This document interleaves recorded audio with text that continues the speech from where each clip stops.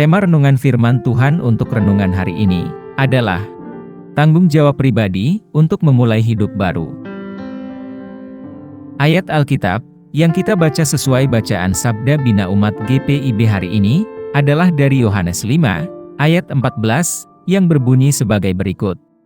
Kemudian Yesus bertemu dengan dia dalam bait Allah, lalu berkata kepadanya, "Engkau telah sembuh. Jangan berbuat dosa lagi, supaya padamu jangan terjadi yang lebih buruk." Demikian pembacaan Alkitab. Haleluya!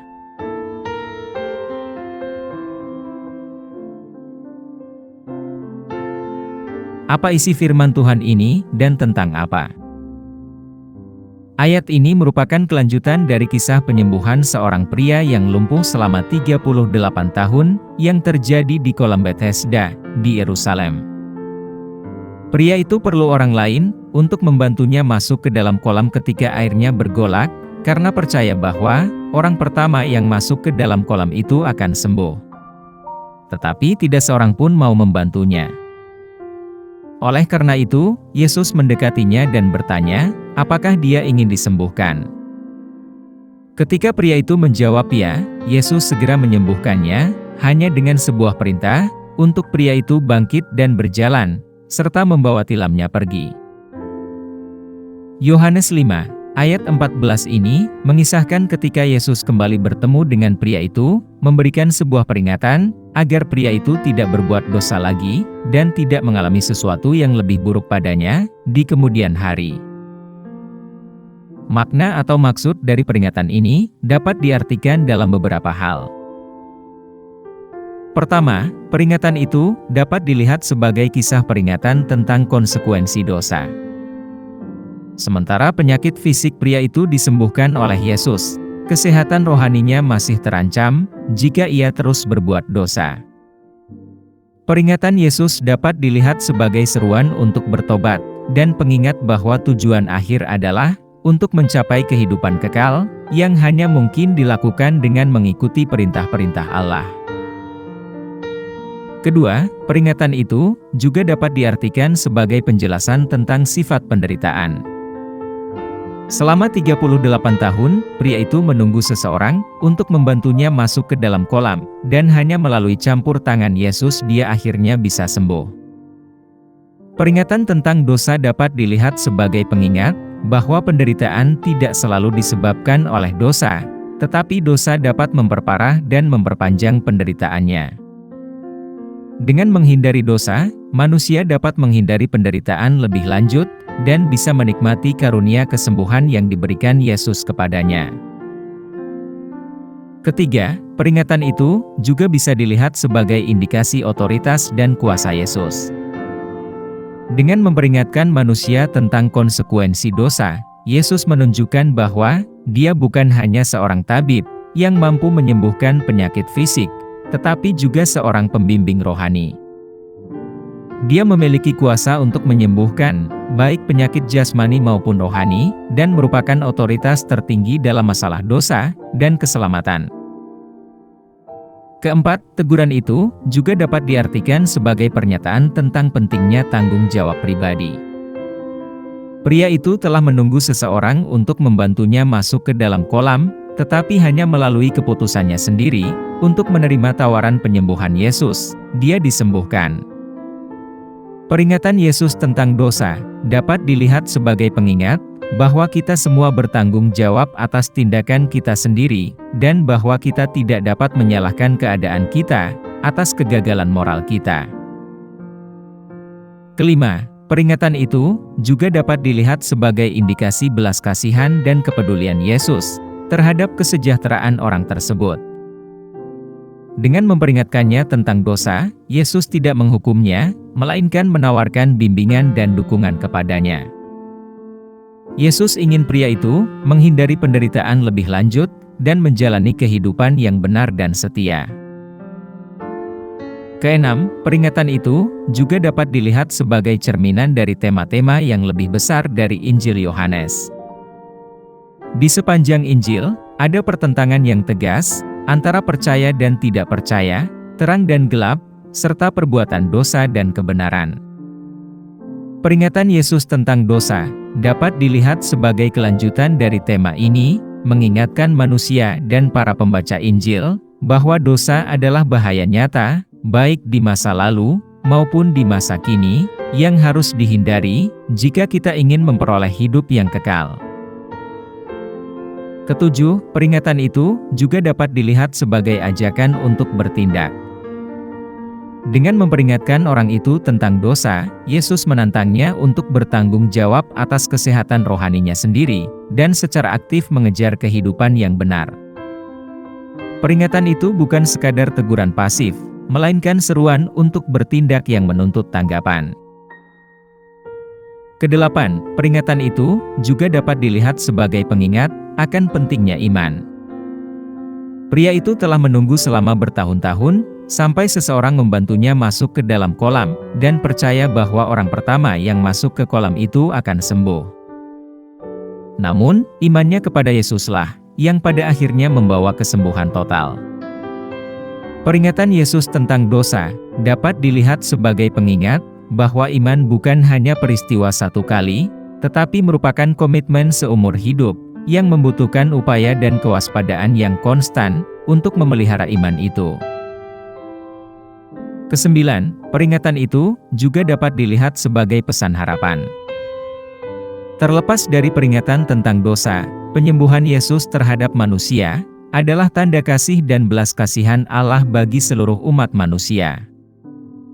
Peringatan itu tidak dimaksudkan untuk mematahkan semangat atau mengutuk, melainkan untuk menginspirasi dan memotivasi manusia, tentunya dan kita juga, untuk menjalani kehidupan yang benar dan setia, dan sepenuhnya mengalami kasih dan anugerah Tuhan. Terakhir, peringatan itu juga bisa dilihat sebagai pengingat bahwa Tuhan Yesus, yang bukan hanya seorang penyembuh, tetapi juga seorang guru dan pembimbing, yang misi utamanya adalah untuk membawa keselamatan dan kehidupan kekal bagi seluruh umat manusia. Dengan memperingatkan pria itu, Yesus menunjukkan otoritas dan kuasanya sebagai anak Allah, dan mengundang pria itu, dan juga kita, untuk mengikutinya di jalan yang menuju ke kehidupan kekal.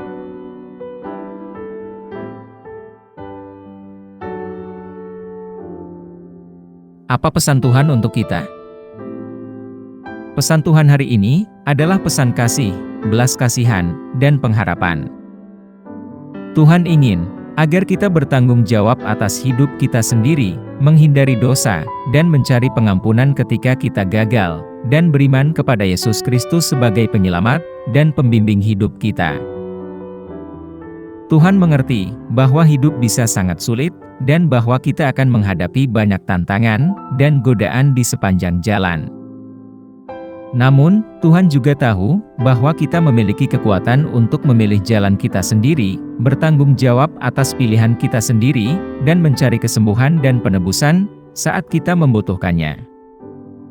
Dia ingin kita tahu bahwa kita tidak sendirian dalam perjalanan ini, dan bahwa Tuhan selalu hadir untuk membimbing kita dan memberi kita kekuatan dan dukungan yang kita butuhkan. Inti dari pesan Tuhan dalam Yohanes 5 ayat 14, adalah gagasan bahwa kita memiliki kekuatan untuk menciptakan kehidupan baru bagi diri kita sendiri, melalui tindakan dan pilihan kita sendiri. Kita dapat memilih untuk berpaling dari dosa dan mencari pengampunan, untuk memiliki iman kepada Yesus Kristus, dan untuk menjalani kehidupan yang saleh dan memiliki tujuan.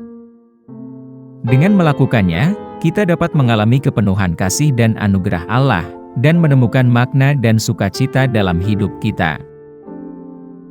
Pada akhirnya, keinginan Tuhan bagi kita adalah agar kita mengambil tanggung jawab pribadi atas hidup kita sendiri, dan membuat pilihan yang membawa kita lebih dekat kepadanya. Tuhan ingin kita tahu bahwa kita mampu melakukan hal-hal besar, dan dengan bantuannya, kita dapat menciptakan kehidupan baru bagi diri kita sendiri, yang dipenuhi dengan harapan, kegembiraan, dan punya tujuan.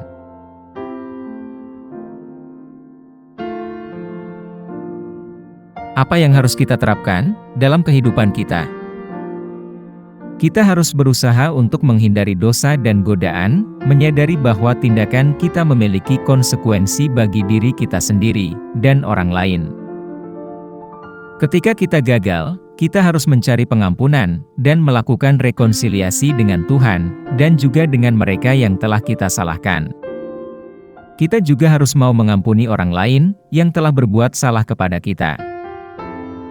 Kita harus bertanggung jawab atas hidup kita sendiri, menyadari bahwa kita memiliki kekuatan untuk menciptakan kehidupan baru bagi diri kita sendiri, melalui tindakan dan pilihan kita sendiri. Kita harus memupuk iman kita kepada Yesus Kristus, sebagai penyelamat dan pembimbing kita, mencari bimbingan dan dukungannya, di semua bidang kehidupan kita. Kita harus berusaha untuk menjalani kehidupan yang memiliki tujuan dan makna, menggunakan bakat dan sumber daya kita untuk melayani orang lain dan membuat perbedaan positif di dunia. Dengan menerapkan prinsip-prinsip ini dalam hidup kita dapat memulai hidup baru setelah diampuni dan disembuhkan oleh Tuhan dan memikul tanggung jawab pribadi. Kita dapat mengalami kepenuhan kasih dan anugerah Allah dan menemukan sukacita dan kepuasan dalam hidup kita. Penting untuk diingat bahwa memulai hidup baru adalah sebuah proses dan membutuhkan usaha dan komitmen yang berkelanjutan. Namun dengan pertolongan Tuhan, kita dapat mencapai transformasi yang kita cari.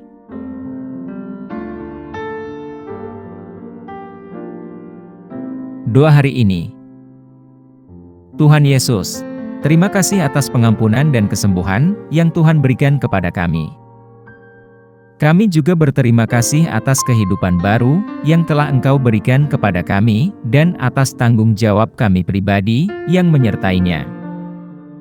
Terima kasih, karena Tuhan telah membimbing kami dan mendukung kami saat kami berusaha untuk menjalani kehidupan yang memiliki tujuan dan lebih bermakna.